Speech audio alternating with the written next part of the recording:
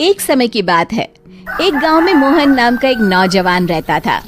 मोहन का शरीर गठीला और बहुत सुंदर था।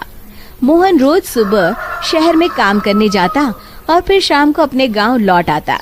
गांव और शहर के बीच में एक जंगल पड़ता था। उस जंगल में एक चुड़ैल रहती थी।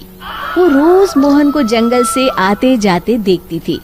फिर कुछ समय बाद मोहन की शादी राधा नाम की एक बहुत ही सुंदर लड़की से हो जाती है। एक दिन मोहन अपनी पत्नी राधा से कहता है, राधा, मैंने तुमसे कितनी बार कहा है कि तुम मेरे लिए सुबह सुबह खाना बना दिया करो। मैं रोज काम पर देरी से पहुंचता हूँ। मैं क्या करूँ जी, सारा दिन घर के काम करके मैं तो थक जाती हूँ, इसलिए मुझसे सुबह जल्दी नहीं उठा जाता। सुनो जी, मैं तो कहती हूँ क्यों ना हम अपने घर में एक नौकर रख लें। अरे भाग्यवान, अभी हमारी इतनी आमदनी नहीं है कि हम कोई नौकर रख सके। कल से मैं सुबह खाना खुद बना लिया करूँगा। खुश? इतना कहकर मोहन घर से चला जाता है। फिर अगले दिन से मोहन रोज सुबह जल्दी उठकर अपने लिए खाना बनाने लगता है। जब खाना बना ही रहा हूँ तो घर के सभी लोगों के लिए बना लेता हूँ। फिर मोहन रोज सुबह सबके लिए खाना बनाता और शहर में काम करने चला जाता। दूसरी तरफ राधा घर में सारा दिन आराम करती और घर के बाकी काम अपनी सास से करवाती।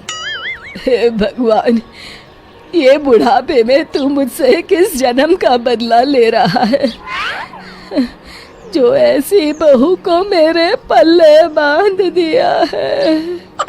फिर कुछ दिनों बाद राधा मोहन से नई साड़ी और गहनों की जिद करती है। मोहन उसे समझाने की कोशिश करता है कि वो अभी ये सब खरीदने में असमर्थ है, लेकिन राधा नहीं मानती और राधा के रोज रोज के नखरों से तंग आकर मोहन गुस्से में घर से निकल जाता है। कब वो जंगल में पहुंच जाता है उसे भी पता नहीं चलता। तभी एक चुड़ैल की नजर मोहन पर पड़ती है। अरे, मैं तो घर से बहुत दूर आ गया हूँ।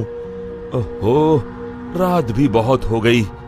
घर में सब परेशान हो रहे होंगे। फिर मोहन वापस अपने घर की ओर चल पड़ता है।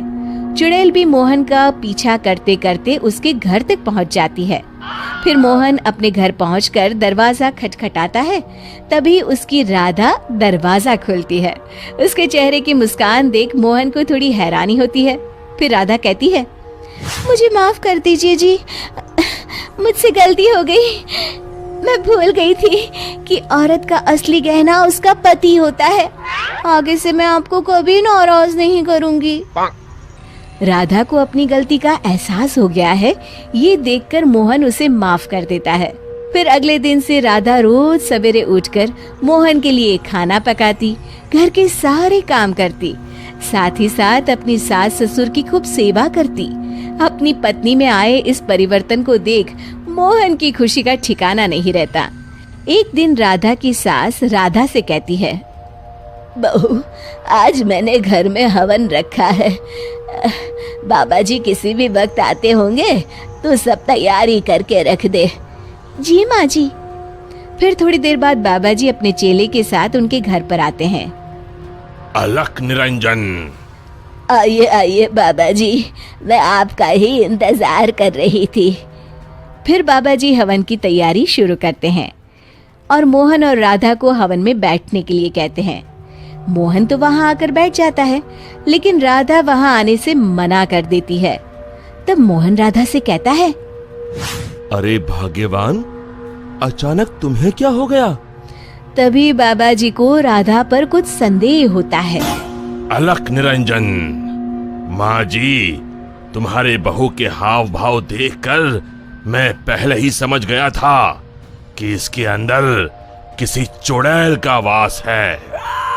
बाबा जी क्रोधित होकर कहते हैं, सच सच बता, कौन है तू, वरना अभी तुझे जलाकर भस्म कर दूंगा। फिर बाबा जी जोर जोर से मंत्र पढ़ना शुरू कर देते हैं। ओम चामुंडाय विच्चाय नमः, ओम चामुंडाय विच्चाय नमः। तभी अचानक राधा की आवाज बदल जाती है और वो बाबा जी को हाथ जोड़कर कहती है, नहीं नहीं, मुझे छोड़ दीजिए। मैं एक चुड़ैल हूँ। मैं रोज मोहन को जंगल से गुजरते हुए देखती थी। मैं मोहन की सुंदरता पर मोहित हो गई थी। फिर मैंने देखा कि राधा मोहन और अपने सास ससुर को दिन रात परेशान करती है, और एक दिन मौका पाकर मैंने राधा के शरीर में प्रवेश कर लिया। मुझे कुछ मत करना, मैं अभी ये घर छोड़कर चली जाती हूँ। फिर हवा का एक तेज झोंका उस घर से बाहर चला जाता है और राधा बेहोश होकर नीचे गिर जाती है। कुछ समय बाद राधा को होश आता है। सारी असलियत जानने के बाद राधा को अपनी गलती का एहसास हो जाता है। आप लोग मुझे माफ कर दीजिए। मैं आज के बाद आप लोगों को कभी शिकायत का मौका नहीं दूंगी। शिक्षा: हमें हमेशा अपने परिवार वालों के साथ अच्छा बर्ताव करना चाहिए और अपना हर फर्ज निभाना चाहिए। दोस्तों, हमें उम्मीद है कि आपको हमारी ये कहानी पसंद आई होगी। कृपया हमारे चैनल को सब्सक्राइब करें और सभी अपडेट्स के लिए बेल आइकन जरूर दबाएं। और हाँ, वीडियो लाइक और शेयर करना मत भूलिएगा। Bye bye.